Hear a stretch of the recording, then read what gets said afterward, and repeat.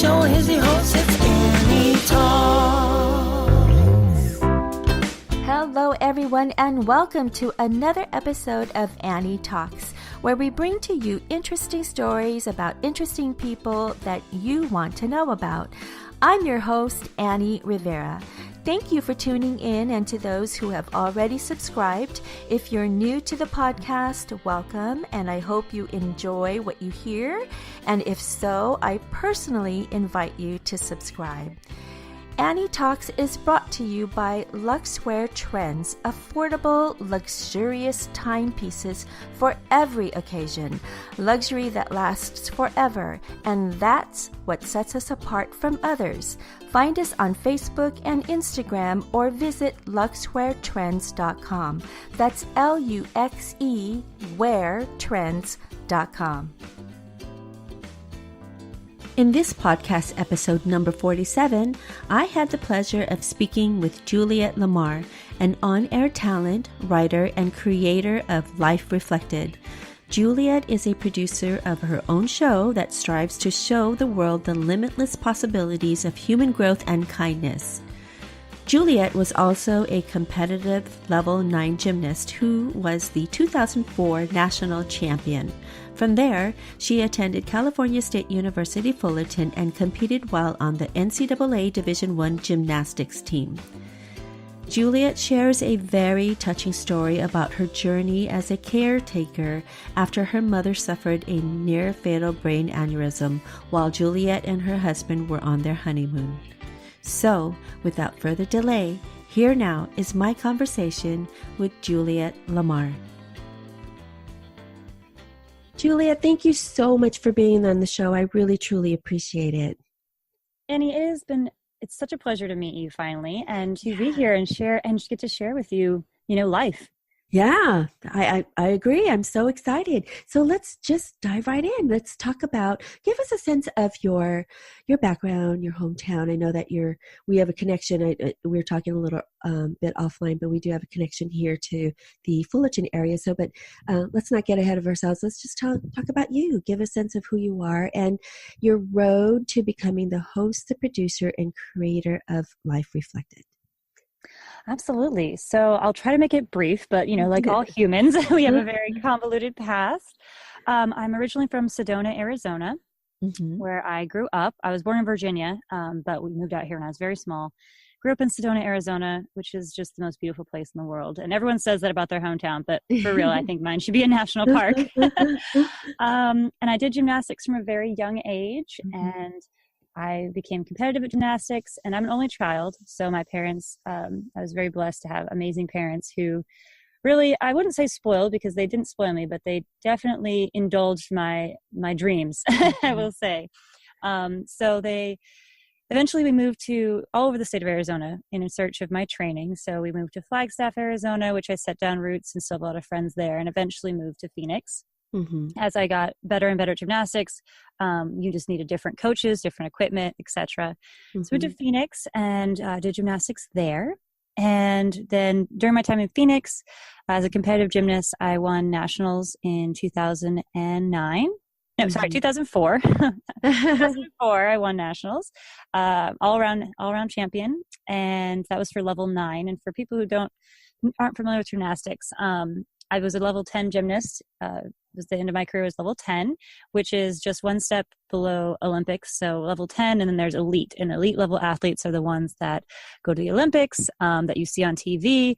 And it's such a small niche of people. And even level 10, there's not that many gymnasts who make it to level 10. But I won nationals as a level 9, and then competed as level 10, and eventually got recognized for Cal State Fullerton. And I went and competed for NCAA Division I gymnastics at Cal State Fullerton, which is where Annie and I have a little connection. Yeah. Cal State. Hey, go Titans. Go Titans, exactly. Go Titans, tougher the Titan. Yes. Yeah, so I did gymnastics there, and that's kind of where I guess, my California life began. So tell us a little bit about what that experience was like for you as a national champion, gymnastic champion. And you're right. I know nothing about gymnastics, so I'm sure this was a wonderful world. growing up and competing. What was that like? How did that feel for you? It's like you're saying, gymnastics is unusual and it's different for everyone. Mm-hmm. For me, I'm such a performer. I mean, that's why I work in entertainment now. I was always involved in theater, Mm-hmm. singing on stage. So I love the performance aspect of gymnastics. And I'm one of those people that can't do anything half-ass. Like I do everything with my full ass. So, I'm 100% committed to things and I have extreme follow through. So with gymnastics, I really just outworked everyone. So Mm-hmm. on my team, I was always the first in the gym, last to leave, and it was all from within. Mm-hmm. It wasn't like my parents were constantly asking me to quit because it's scary for them and it's dangerous and expensive and extremely time consuming. You work out 5 or 6 days a week for 4 to 5 hours, and that's your life. And in addition to, being a kid and going to school and having homework and, you don't really have a social life as much. I definitely tried to because I'm a little social butterfly, but you only have so many hours in the day. But I always live by the motto of outwork, outsmart, outperform your competition, because it's never a competition between, especially gymnastics. Like a race is different. If you're racing someone, you are seeing them, you're both going head to head. Gymnastics, it's like this merge of an art with athletics, and it's a mental game. It's a huge mental game. So you're out there and you could be competing in a vacuum. It doesn't matter, but you do see the other girl go, you see the other girl fall, or you see all these outside things, and you have to completely stay laser focused. And a lot of athletes talk about like that tunnel vision. But for me, it was just, I don't really care who the competition is, not because I'm not empathetic to them. It's just, I'm trying to compete against myself. So I'd always go in and be laser focused. And it was just like I was on stage, just me in the crowd. And that's kind of how I competed. And so when I did win nationals, like fast forward, to that year, I didn't even know what my scores were. I was just so happy to be at nationals because it's a huge achievement just to get there. Sure. And I was just having fun. And I had taken a fall. So on vault, you get to do 2 vaults. And the first vault I did, I fell. And I was like, oh, crap. I was like, great. Okay, I have to land the second one or, it's going to be bad. Landed the second one. It was great. Vault's was my weakest event. So once I came back from that fall, I still had 2 events left, which were 2 of my favorites, which was like floor and bars.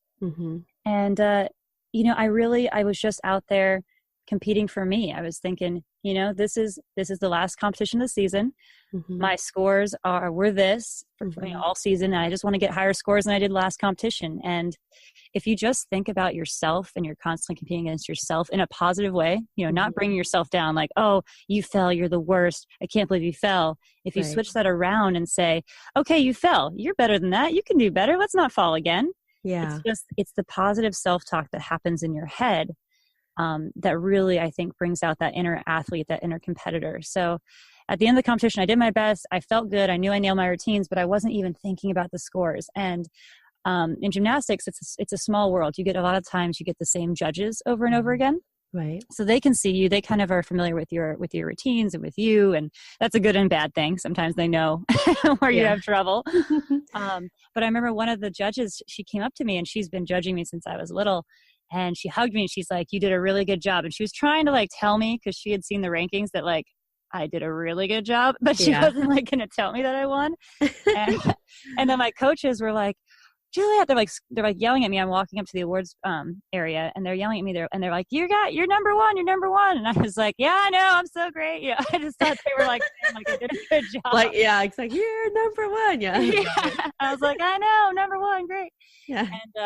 And then when they did, the all around scores, because I got first on bars and beam, third on floor, and 10th on vault, I believe. It's been a long time. But, I didn't get first on every event, but I did get first all around. So I was like, I'll probably place top 3. I was thinking in my head, like as awards are going, I was like, okay, well, the way the rankings are going, I'll probably place top 3. So then when I got first, I was just ecstatic and kind of didn't believe it. I was like, are we getting a recount here? Or but at the same time, it's just, it's that inner confidence and stillness that you just continue to carry with you. So yeah, that's my national story. Oh, I love that. I love that you said that you're not really competing. I mean, yes, you are competing with other athletes, but you are competing ultimately as an athlete, you are kind of competing with yourself because you're challenging yourself to, okay, you did great last time, or you took a fall last time, or you did not so good the last time. So you can do better. I like that. I really think that should be the mindset for all athletes.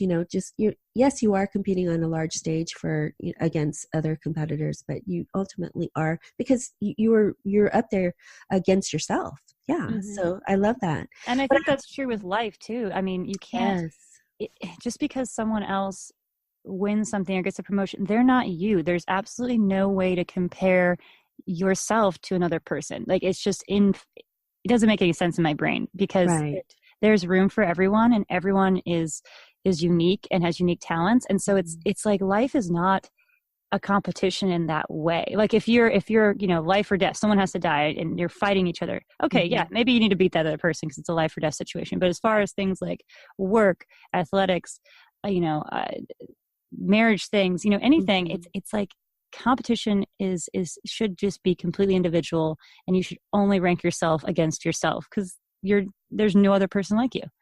I like that. Ooh, that's so nice. Thank you. Thank you for sharing that.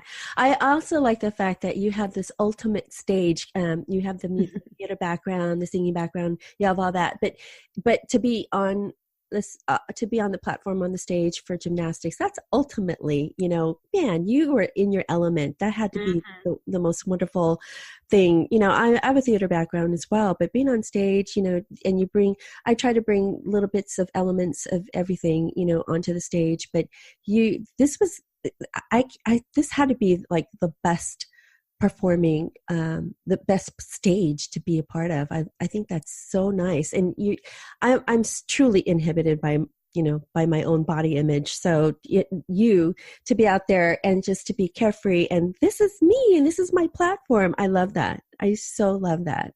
Oh, thank you. Yeah. And, gymnastics is riddled with, self-image issues because you're out there in, a bathing suit, basically, you're out there in spandex.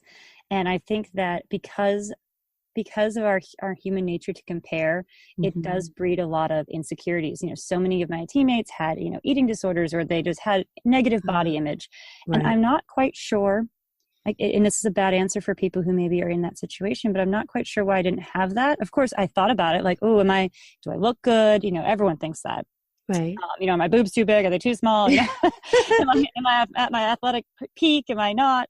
Right. All of that. But I feel like, again, I would look at someone who maybe was in more shape than me at the time, and I would just say, okay, I need to work harder because I think I can get there. And for me, I can feel this is not my top place. So again, it's just, if you have a body image that you're feeling negatively about, you have to think, actually, is this the best that my body's ever felt? Do I feel really good right now? Disregard outside factors. Like, how do I feel my body? And if you feel in your body good when you take away all the outside factors, then that's good. And if you don't, well, then you say, okay, for me, I'm only doing this for me, then I want to change. Awesome. I like that. See, oh, goodness. So let's talk a little bit about your. We mentioned earlier in the intro about you're the creator of Life Reflected. Can you tell us a little bit about that, and what was the inspiration behind all that? All right. Well, buckle up. It's a long story. I love stories. Exactly. Well, that's why we're in this business. I love stories as well. Life Reflected is, it's my baby, like we were talking about. It's something that I can't not do. Like I feel like it's this thing inside me that I have to get out. And basically Life Reflected, the purpose of Life Reflected is to show the limitless possibilities of human growth and kindness towards one another in this world. The world is littered with all this negativity, and I get swallowed by sadness when I think about, people who are going through struggle and they're going through, starvation, or they're displaced from their homes. Like, I have a tendency to be too empathic in that way. And I was like, you know what? Instead of being swallowed up, how do we do something about it? How do we give voices to these people? Right. So Life Reflected is basically, it's a series of mini kind of documentary style programs that walk a day in someone else's shoes. So you go and you get to spend a day with somebody, realizing that they're not that different from you, and seeing their struggle, but also seeing how just thinking about it a certain way can change your whole perspective. I did a show prior to Life Reflected called The Great Life Experience, and it was a wonderful radio show, and it was very guest driven, and we had a lot of people who came and talked about positivity, people who were cancer survivors, who were, they had overcome some great struggle. And every time we had the show, it was fantastic, and I loved it, and I was inspired, but I thought, we have to see what this person's life's about, because if you're just hearing an interview or you're just seeing an Instagram post, you're really not getting the full story, Right. And I find so much encouragement and so much motivation in seeing the struggle, where a lot of times people just want to cover up the struggle. They're like, she's a cancer survivor. She did it. Look at her now. Look at her now. I want to see your struggle, because that is where you are your strongest, is when you are fighting and you're struggling and you're scrappy and finding out the answers. That's where you are really becoming yourself. And the after product is great. But you have to go through that struggle in order to get where you are. And for people to understand, you didn't just go from, having cancer to not having cancer. Sure. To keep going with that thing. So anyway, so Life Reflected, we're going back a little bit before Life Reflected. So right before Life Reflected, I was living in LA, like I am now, producing, creating, hosting, doing all these wonderful things. I got married in 2015 to my college sweetheart. So we've been together for about 12 years now. But we eventually got married in 2015, and we were on our honeymoon in Thailand.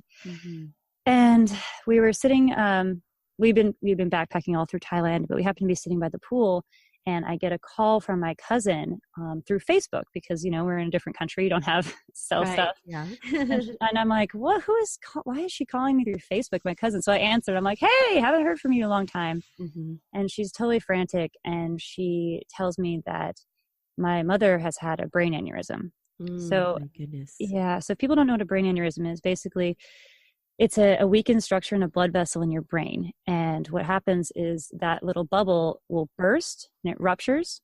Wow. When the little bubble ruptures, only about 40% of cases are completely fatal within the first 10 seconds. So you'll just be sitting there. There's no symptoms except all of a sudden you'll have a headache. And if it ruptures, you have a 40% chance of dying. And I was aware of brain aneurysms. My grandfather, I never met him, but my grandfather, when he was 32, he died of a brain aneurysm. So I always heard of a brain aneurysm, and it can just kill you. And I didn't really know anything else besides that, because it was my grandfather. I never met him. So when I heard it, I was like, oh my gosh, she's dead, because that's all that's all I knew, was that you die immediately.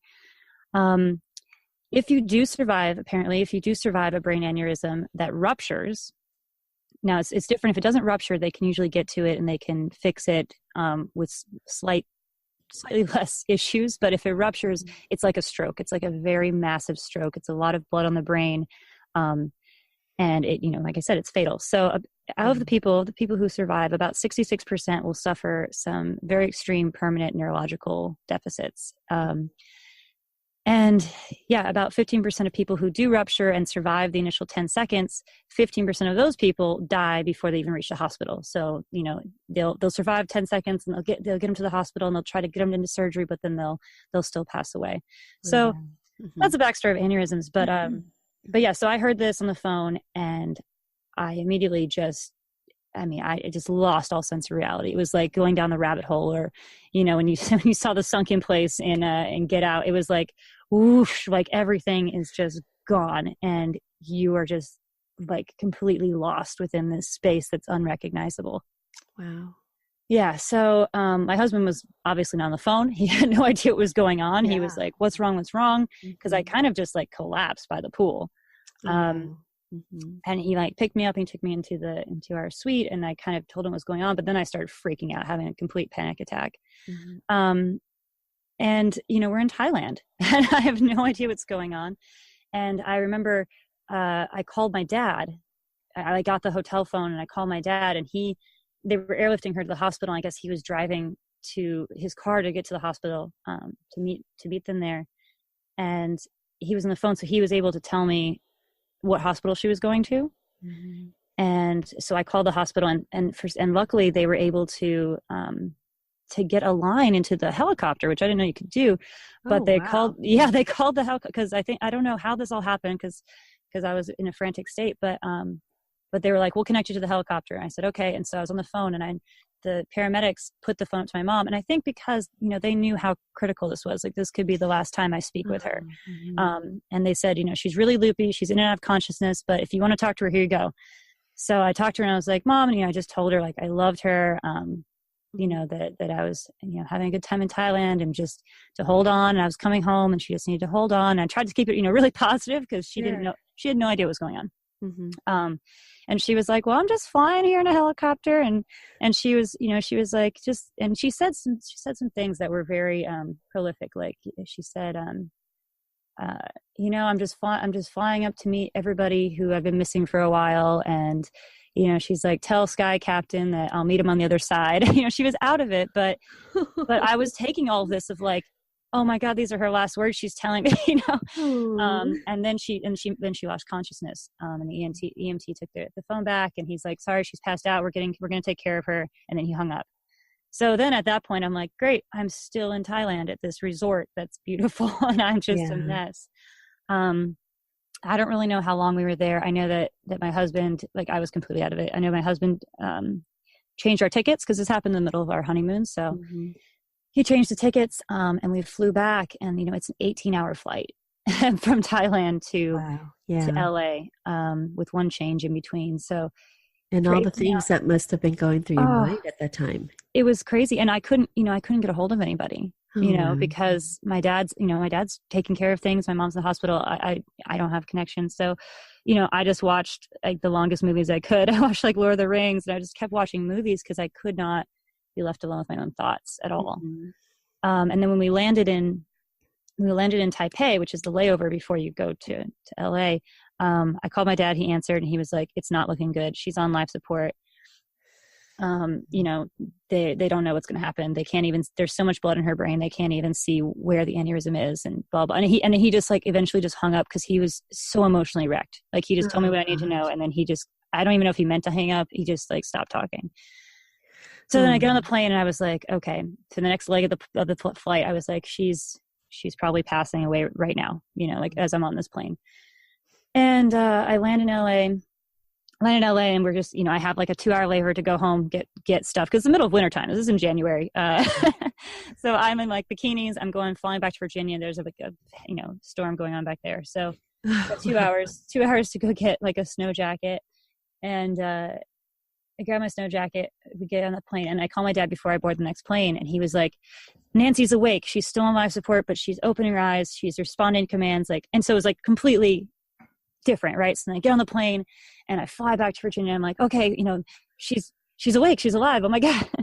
Wow. I get there, to the ICU, and I see her, and I've been talking to myself and singing, this one song that she always used to sing to me the whole time. That was kind of my little mantra as this all continued. So I got to hold her hand and talk to her, and it was great.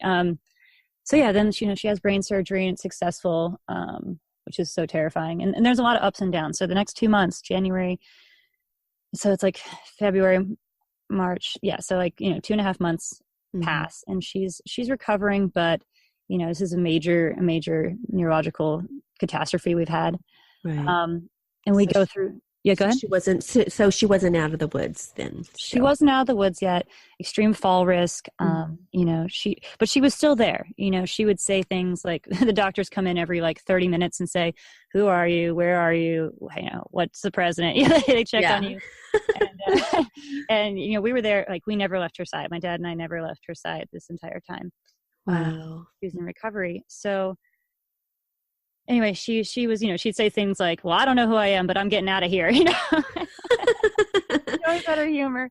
But did she recognize you? Did she? Did she? Okay. She did recognize me the first time around. So she was in recovery, and we had, at one point, the doctors had been giving her the wrong medication. Oh my goodness. It was a trying time for sure the first time around. So eventually, I'm back there and I'm like, you gave her the wrong medication. You're not taking care of her. And we kind of freaked out and eventually they discharged her, but they discharged her very early. She still couldn't walk. She couldn't be left alone for a minute, not even a second. You could not leave her in a room alone because she just, she'd get up and try to walk, or she'd try to eat something that wasn't real food, or, there was just she wasn't quite all there. Right. And they released her. So and she was home for 2 days. And I thought things were progressing and it was okay. So I had flown back. So my husband's still in LA. I've been in Virginia now for like 2 months. Wow. Mm-hmm. And I had flown back because I was like, hey, Dad, I just need to go home for a little bit. She's in rehab. It's fine. I'm going to fly back. My friend's getting married. I'm just going to fly back for like 2 weeks and I'll be back. Because I thought she was going to still stay in rehab. Mm-hmm. And I get back. And like a week after I get back, my dad's like, they're releasing her from rehab. You have to come back. And I was like, okay. So I'm booking my tickets to come back. And then April 1st, so I was going to be coming back on like the 3rd, and they released her early from rehab. And April 1st, she was released to home, and she then fell and hit her head because it was just my dad back there taking care of her, and it's impossible for one person to handle all that. So she fell and hit her head, and she had another brain bleed. Oh goodness. Yeah. Oh, so goodness. I mean, the worst possible thing, right? Like this huge trauma happens to you. And then 2 months later, it's all happening again. Yeah. It's wow. So then fast forward, how has her recovery been? Oh my gosh. It's been, nothing short of a miracle, really. Wow. Mm-hmm. Yeah. Fast forwarding. She's taking the bus everywhere. I don't let her drive yet because we live in LA, and I'm like, I don't know about this. I think she could drive. And I told her, if she can pass the driving test, I can't stop her. But yeah, she's looking for getting back to a part-time job. Her memory can be a little faulty sometimes, but for the most part, I've seen progression the last 3 months. She recently flew back to Virginia to visit her family, by herself. She flew across country. I had her, a little assistance, but that was stressful, but I didn't want to go back to Virginia. And I know she really wanted to. So she flew back there by herself and then flew back out here to LA with just minimal assistance.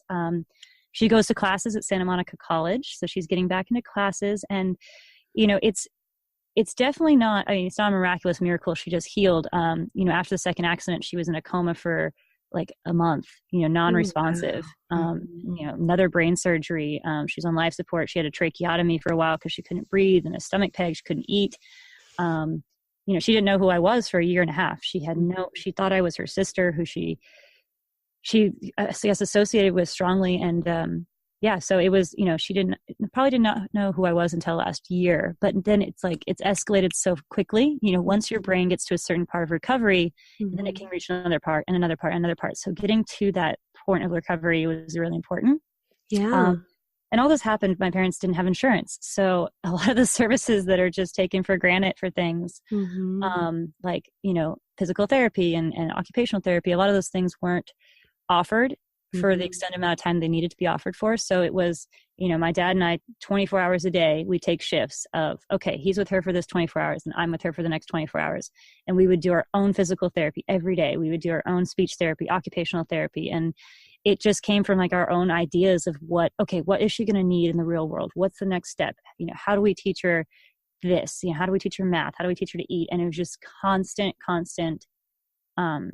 effort on our part. But but now she's just, and I would say she's looking, they currently, both my parents moved in with my husband and I, because it's just a lot easier to have that support. Sure. But yeah, I could see them living independently very, very soon. And we're actually, looking for places for them to be. It's hard in Southern California to find a place that's like perfect, but yeah, we're looking around, and I think it's going to be a really bright future for both of them, which is super exciting. But yeah, that is amazing. Oh my gosh. I just, in listening to this, and then I have a healthcare background as well. So I'm not a healthcare, professional, but I just know, what recovery and being in acute care, and then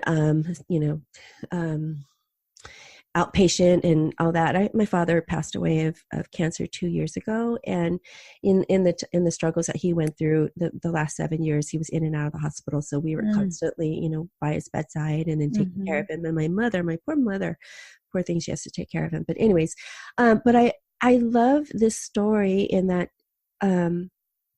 your mother is, I mean, it is a miracle, an absolute miracle, because look she's cognitive, so she can actually get on a bus. She can, and now she's got the will to drive. That's amazing. That's absolutely amazing. And I think I always joke with her because there's still, it's not all rainbows and fuzzy bears. We still have like major arguments. Her and I with things, especially when she can't remember something that's really important. And I've never let her not remember. And that's probably my personality. I could just let things go and say, okay, whatever. Yeah, that happened. But I don't, I'm not going to allow her to have false memories. We're going to work on it. And eventually you're going to get it right. But yeah, I always tell her, I'm like, yeah, it's the reason that you're so stubborn, you're so headstrong is probably the reason that you survived.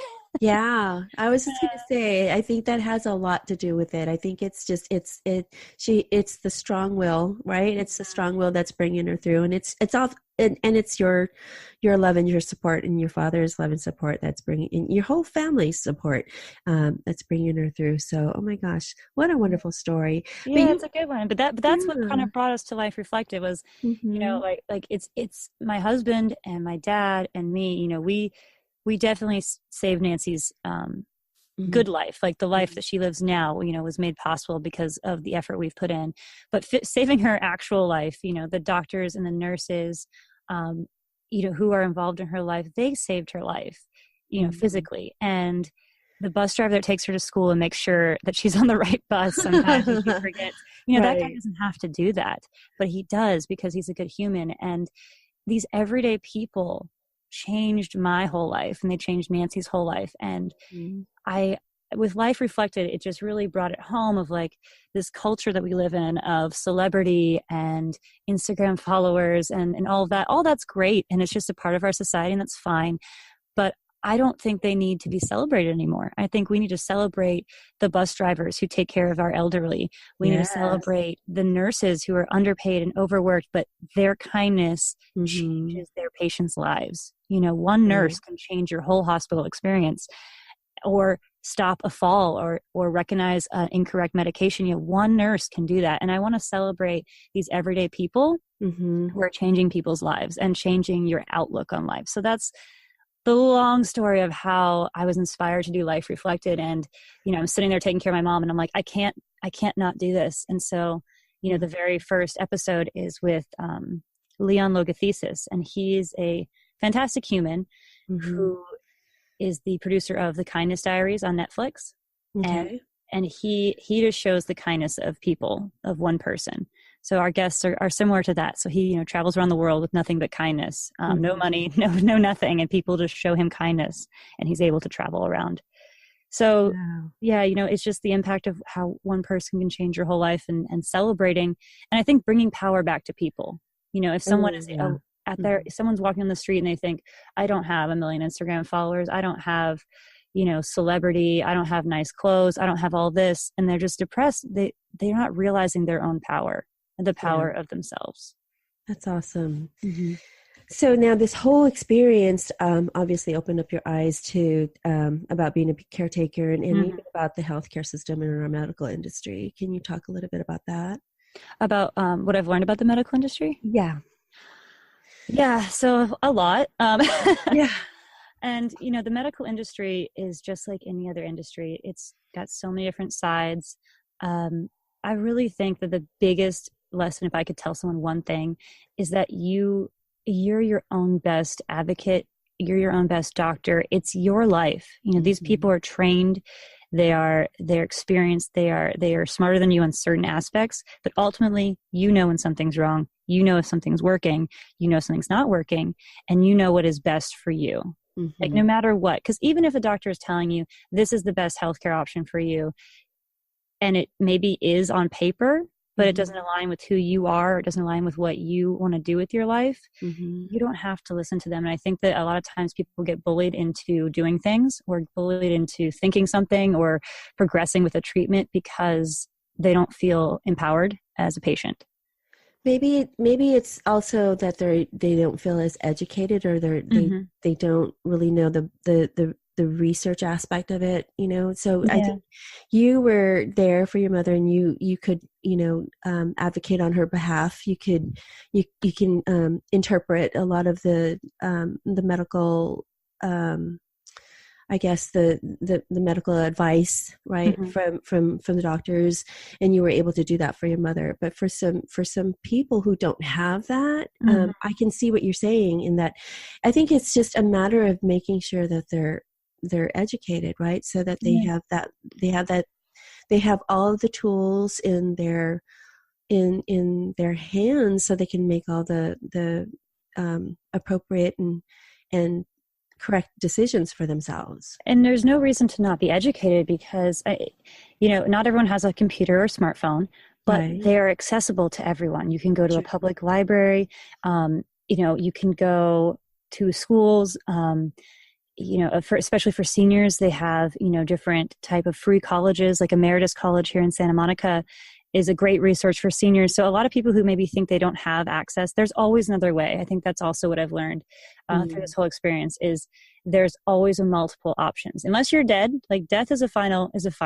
That is probably the only final we have. And if you're not dead, you have options. You have options. You have options. So if someone says, well, I don't know, like for my mom's trach, she had a trach for a long time. And we kept getting the answer that her vocal cords were paralyzed. So she had to, because she was intubated so many times.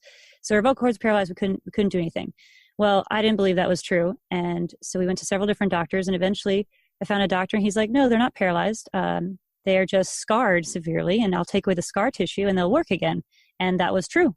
She had the vocal cord surgery, scar tissue was removed, then we were able to take out the trach. But before that, she had a trach for over a year. And the reason we were keeping her in the skilled nursing facility, which was awful. And, if you have a loved one in a skilled nursing facility, check on them every single day. Anyway, so we were only keeping her there because of her tracheotomy. And because we were like, well, we don't know how to do it. We were afraid that we're going to mess it up and she's going to get an infection. We were scared. And finally I was like, you know what? I watched them do her trach care 3 times a day. I watched them do this. And so I went to them and I said, hey, can you train me to do this at home? And they said, well, you're not going to be certified. Like, we could try and teach you maybe, blah, blah, blah. They give me a little pushback. And I said, okay, fine.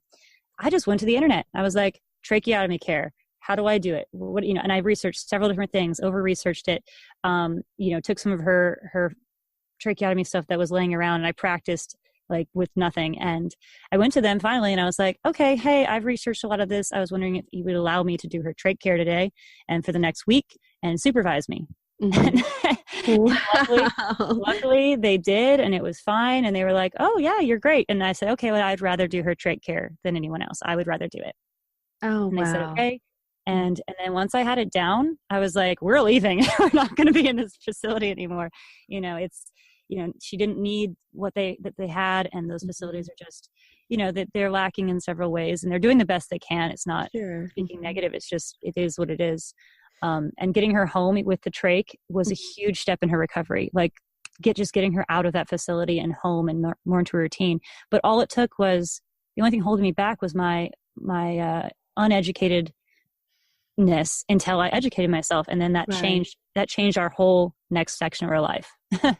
But it's what you said, is that you have the option. You have options. So you have options. You really, you can't take, the end all, final word from the doctor. You basically, or your healthcare professional, you just, you yourself have to just be completely educated on what they're saying.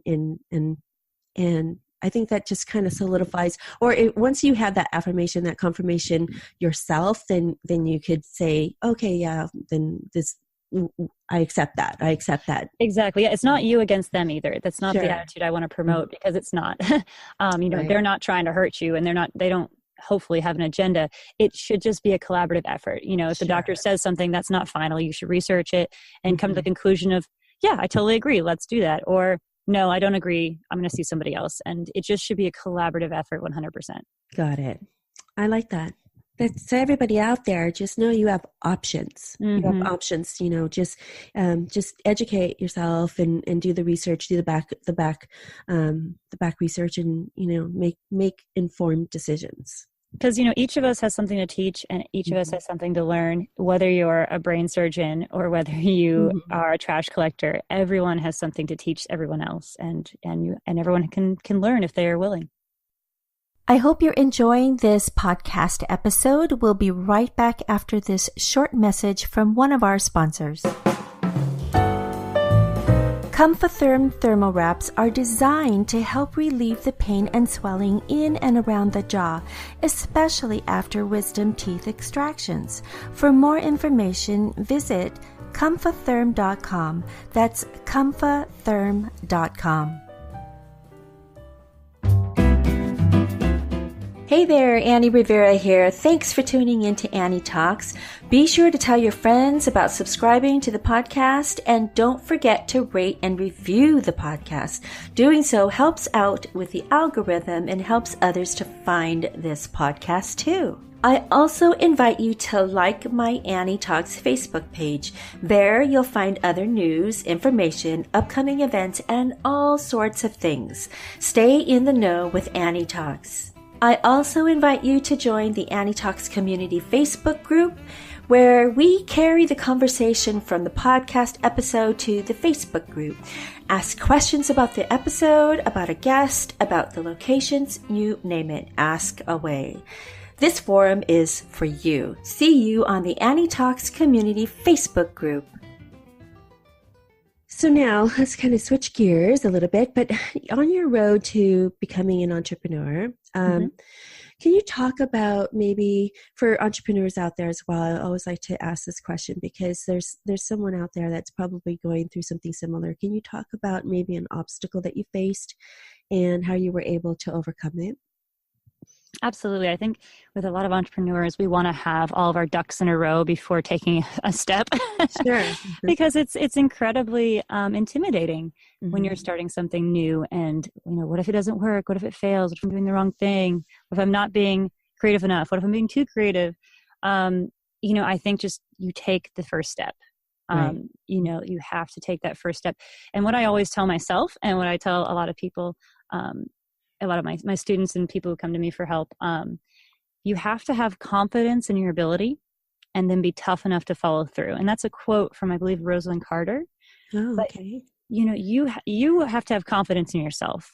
And you hear that over and over again, but it's true. And then once you have confidence in yourself, that's great. A lot of people have a lot of ego, but they are not quite tough enough to follow through and say, yes, I believe in myself enough to take that step. Agreed. So definitely have to be tough enough to follow through. And if you're not ready to follow through, why aren't you? And really look into, do some reverse engineering. Why do I feel like I'm not ready? And if it's because, I don't have the proper equipment to shoot this series, or I don't have, the funding, okay, then go and pinpoint those exact issues. And try to fix them. And then once that's fixed, if you're still like, I don't know if I'm ready. Okay, well, you fixed the thing that you thought. So now is this a pattern of behavior of not being ready, or are you truly not ready? Yeah, very true. So you kind of are your own obstacle if you don't allow yourself 100%. to. Yeah, I love that. Yeah. And it really, life is, and again, life is what you make it. But seriously, it's how many stories have you heard of people who have nothing that create beautiful things? How many stories have you heard of people who just sit around and lazy, who have everything? It doesn't matter your circumstance. You create your own reality. And as long as you're alive, as long as you're not dead, you have options. I like that. Thanks for sharing that. Yeah. So on the other side of the spectrum, can you talk about something, a memorable moment in your journey that made you, kind of pat yourself on the back, something inspirational, something that made you smile, that you feel, oh gosh, this is definitely a great accomplishment. Can you talk about something memorable? Oh, there's so many. How do I? I'm sure for you. Yeah. Yeah, I think that any day that I go through where I am just unconditionally happy and that I have time to take a moment and acknowledge my circumstance. So even if it's not like something super great that I've done, but just being able to take a moment and be like, I'm here now. What am I feeling? What am I doing? And being able to do some of that self-reflection in a positive way. Like even if I've had the worst day ever, I'm sitting there, I'm like, oh, I spilled my coffee all over myself. I'm late. Everyone canceled my meetings and, everything's going wrong. Everyone told me they hate my show. I'm having one of those days. I sit there and be like, hey, you're here. You're here on this earth. You are striving for your dreams. Maybe you feel like they're not working out, but you've got skin in the game. You are still pursuing what you believe in. And when I can find that moment in a day, and it does not happen every day. A lot of times I'm just angry or I'm just really happy. But, if you can find that moment where you acknowledge yourself, you acknowledge where you've come from, where you've been, and where you're going, that is my favorite. And that's when I feel most proud of myself. I'm like, okay, you're here and you should be excited and you should be proud of today. That's awesome. So it kind of goes along with even the title of your show, Life Reflected. So you have those self-reflections and you say, okay, I'm here and that's where I was. And now where am I going to go forward? I love that. Ooh, I love that so much. Ooh, okay. So now here's a question that I always ask everybody. And the reason why it's such a staple in these conversations is because I just love to hear the diverse answers. So if you were to do anything differently, what would you tell your 21-year-old self about something you know now or what your future is going to look like? Again, I've got a lot of things to tell myself. 21-year-old self. I've always been kind of an old soul. What would I tell myself? Let's see. I had something. I would say just start now. Okay. Start now. Because I think that's one thing I look back and I think a lot of people regret this because just of the idea of time and our own demise and where we're all headed and the lack of time that we have. But I think when you're younger, you're still trying to figure things out and you don't have confidence yet. So I've always been on this path of, entertainment and journalism and broadcasting. And instead of being like, oh yeah, I'll just wait till I'm done with school. I'm not ready yet. I would say you're ready now. Yeah. Like start failing earlier. Fail fast. So if you're starting when you're younger with your idea, say you want to start a pizza company or something, start early because you're going to start learning sooner. If you wait and you're like, well, I'm going to go to culinary school and then I'm going to, wait for the perfect investor and the perfect place to have my restaurant and all that, you're not learning as much as if you were already kind of in there learning, and you're going to mess up. And the younger you are, the more acceptable it is to mess up. Right. So even if, you're in culinary school and you're trying to be the best pizza chef, go work somewhere that you're making your own recipes or, try and find another avenue to start your own thing, right away. If that's the spirit you have inside of you, try to work it in multiple ways. Don't just have that one mind path and you're still doing pizza, right? Right. But you are exercising your skill and your talent in as many ways as you can. Awesome. So start earlier, learn faster, fail faster, and start learning. That sounds so silly sometimes when I hear that people say that fail faster. No, it's not a bad thing. It's a good thing. It's a good thing because then you learn from those mistakes and you know how to be better or you know how to do something differently or to get you to your end goal faster because you've already made the mistakes and now you know what it's going to take to make you better. Yeah, failure is very powerful in a positive way. Everyone says failure is negative. Failure is so positive because without failure, how do you know what's working and how do you get to the next rung? It's not about success. Success is great, but success also can promote a lot of things like, well, what do I do now? A lot of times when people are successful, they don't have the next idea because they haven't really learned a lesson from the success. But from failure, like, okay, all right, I know where we're going now. Yeah. Oh my goodness. That's awesome. So we're in essence, we're lifelong learners. We're always, learning what's what's next. So yeah. Oh, I love that. Now, if you could, what's one thing that you could share with us about you that we don't already know? Trying to think if you want like a fun fact or if you want just like a hobby of mine. Okay. either or. Yeah, absolutely. Okay. So I guess a hobby of mine is that I'm also an artist. I'm a painter. And I do kind of surrealistic designs, and I'm getting more into that. I've always been a drawer. Like I can't stop myself from drawing. Even now during this interview, I've been doodling on this piece of paper for the last hour. Oh, goodness. I cannot stop the creative energy that like comes out onto paper. It's just the way I am. And funny fact, I guess, is that I sold the most Girl Scout cookies in the state of Arizona when I was 8 years old. Oh, yeah. And I was like, I'm going to be an entrepreneur. I loved selling cookies. But then I had a total like self-crisis when I was 12 because I couldn't sell as many cookies anymore. And I thought that wasn't cute. And it's just because you're older, Yeah. What was the number one seller? What cookies were the number one seller then? So when I was 8, I sold 3,108 boxes of Girl Scout cookies. Of which of which kind? Yeah. Mm-hmm. I would say it was probably still the Thin Mints. People love the Thin Mints. I love Samoas, but yeah, they've changed a lot now. I buy cookies now and they're like $10 for a box of cookies, and there's like 5 cookies in there. But how neat is that? You kind of already knew what you were going to be at the age of 8, an entrepreneur. That's so cool. That's awesome. The way I sold cookies was I had a whole stage set up, and I would make my sets like out of the cookies, and I'd be up there in my little brownie uniform with my dog, and I would just be singing songs about cookies and like whatever else came to mind. And people are like, this little child is crazy. We should probably buy the cookies. Hey, you had great presentation. Exactly. Awesome.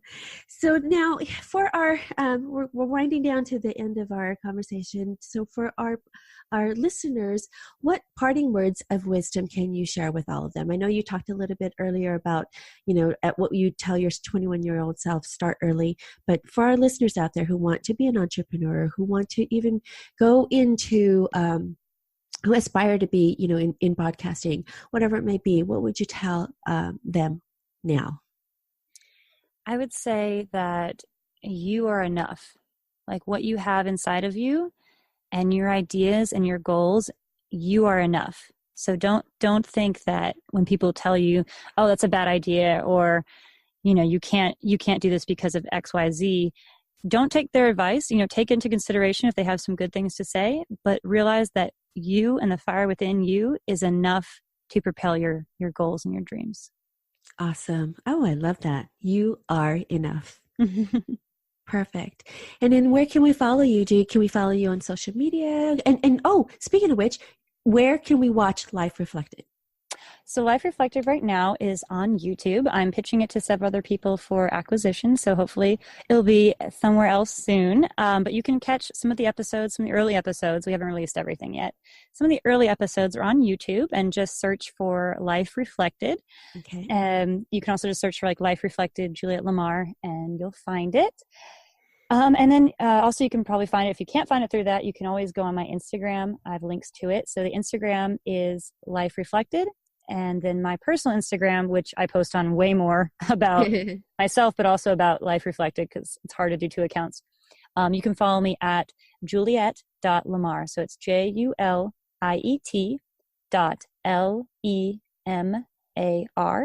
And that's my Instagram. And then the website for Life Reflected, where you can see, all the different interviews I've done and a lot of the episodes and highlight stuff, is at reflected.life.